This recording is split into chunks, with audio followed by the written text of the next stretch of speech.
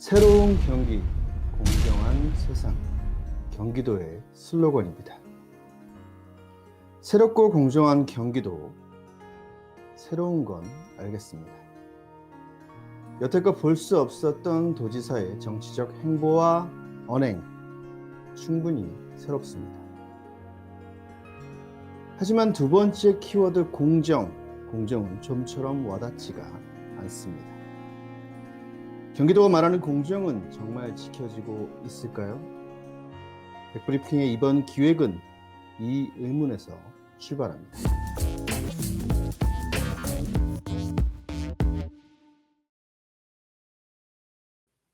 시작은 예상치 않은 곳에서였습니다. 작년 연말 백브리핑의 기획 취재, 이재명 측근들의 대리고발 의혹을 기억하십니까? 이재명 측근들이 벌이고 있는 무차별적인 시민과 당원들을 향한 고발 관한 소식입니다.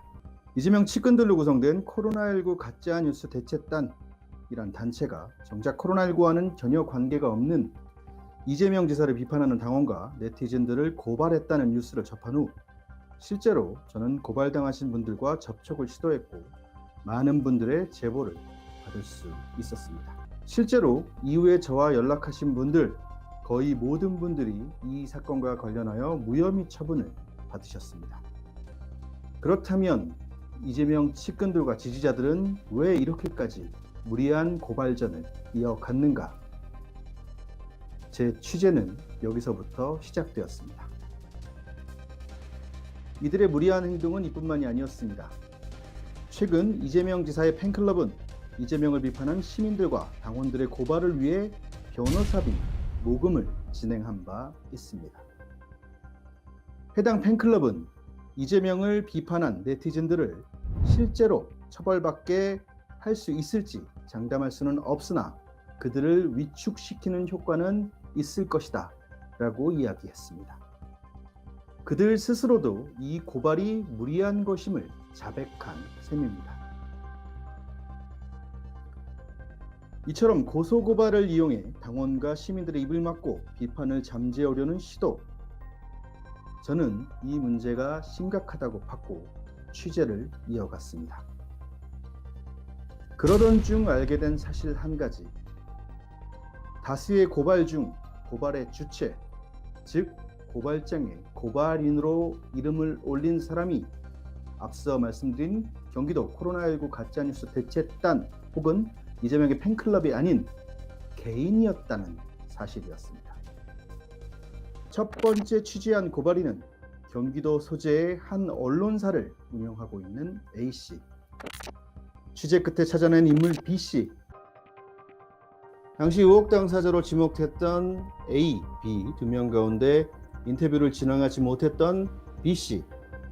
이제 좀 더 정확히 말하자면 구모씨를 기억하십니까?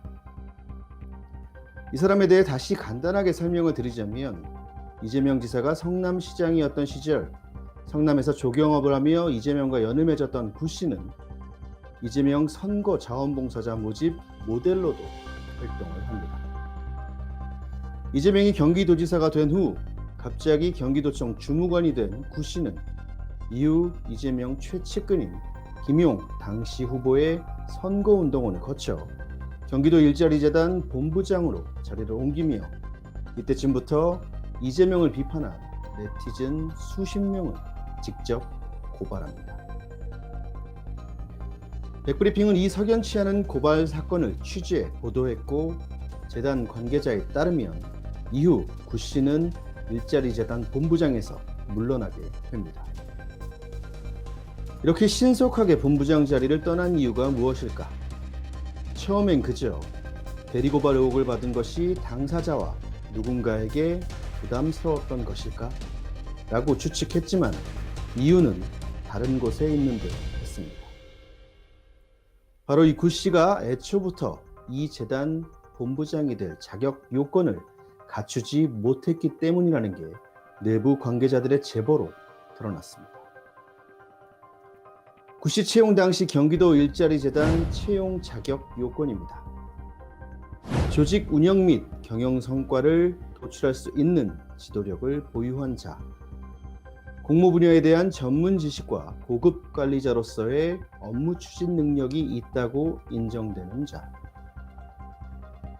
그렇다면 고급 관리자는 어떤 요건을 충족해야 하는가? 정식 직제에 해당하는 부서의 장이어야 함. 조직도상에 확인되지 않는 부서는 인정하지 않음. 부서 정원이 3명 이상의 정규직으로 구성될 것. 이와 같은 자신들이 만든 자격 요건에 구모 씨는 해당 사항이 없었다는 것이 재단 노조의 주장입니다. 애초부터 자격 요건을 갖추지 못한 인물이 특정 정치인과의 인연으로 본부장 자리에 오른 것이라면 이것을 과연 공정이라고 부를 수 있을까요? 당시 그의 연봉은 8천만 원이 넘는 것으로 알려졌습니다. 국민의 세금으로 지급되는 이 월급이 과연 공정했을까요? 그렇다면 구 씨가 떠난 그 자리는 어떤 인물로 채워졌을까요?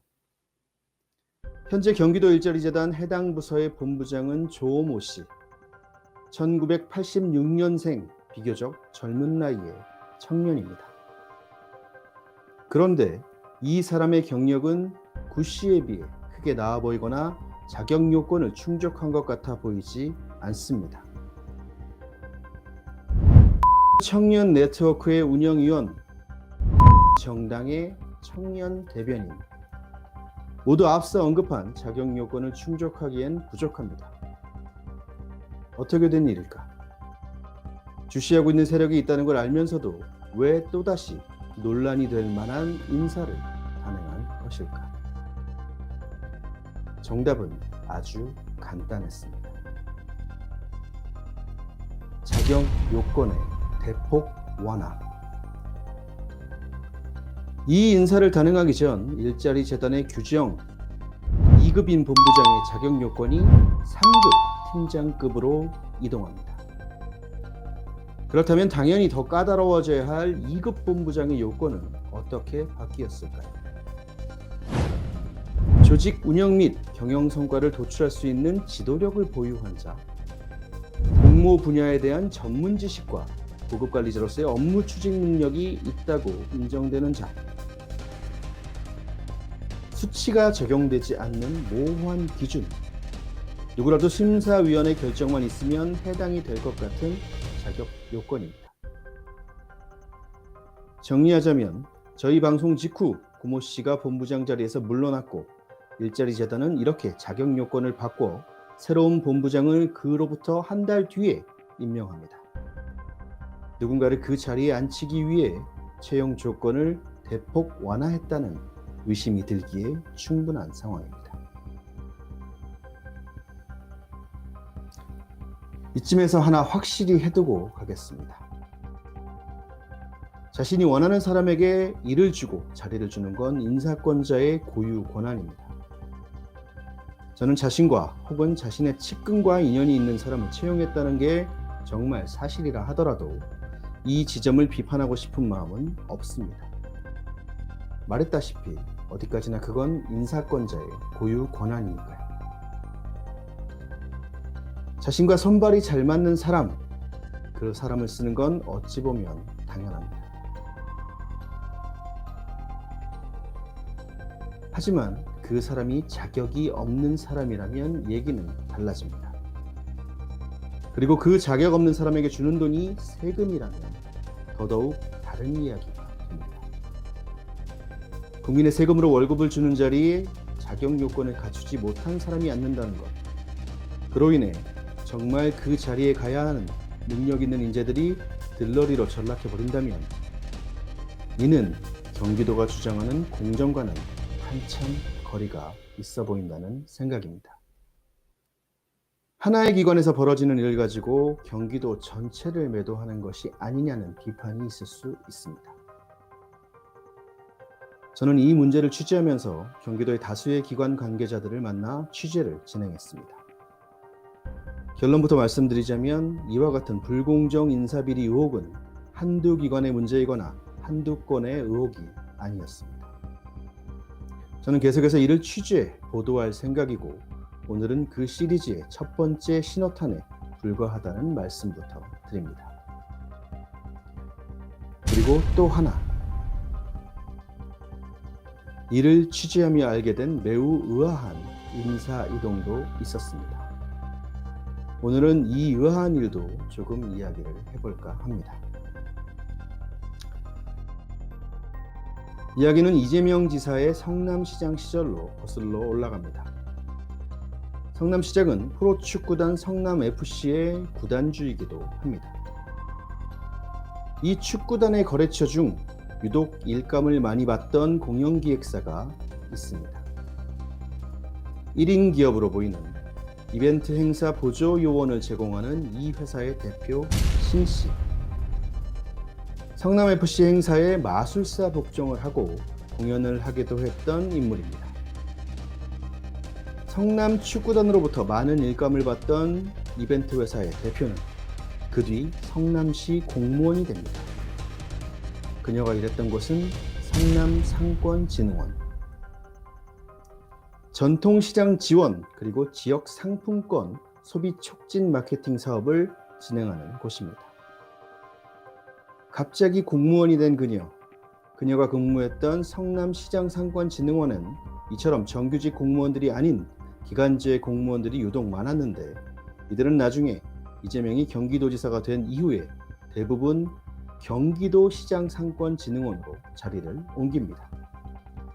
성남에서 경기도로, 쉽게 말하자면 덩치만 커진 셈입니다.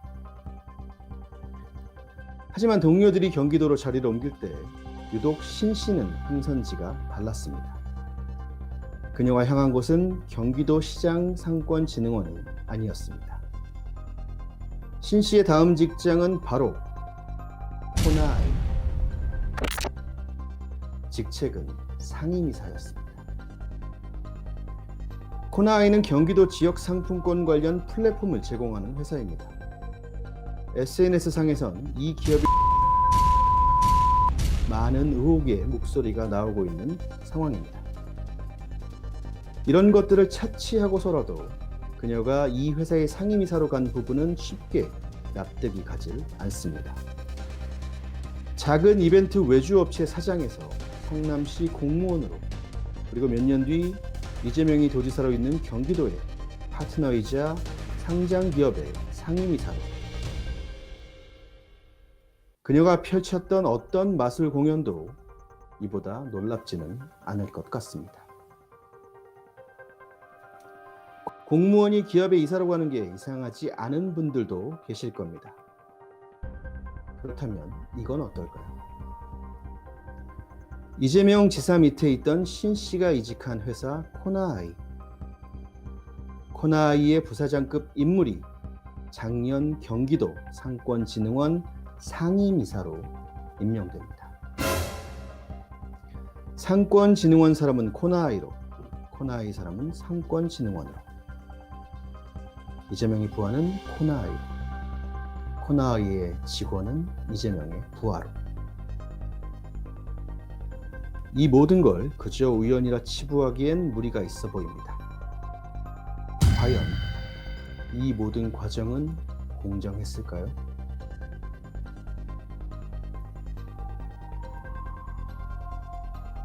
백브리핑은 계속해서 이 사안을 비롯 각종 의혹을 취재 중이며 시리즈로 보도할 예정입니다. 무엇이 공정이고 무엇이 정의인지는 보시는 분들의 몫이겠지만 불공정을 외면하고 부정을 묵인하는 건 올바른 시민의 자세는 아닌 것 같습니다.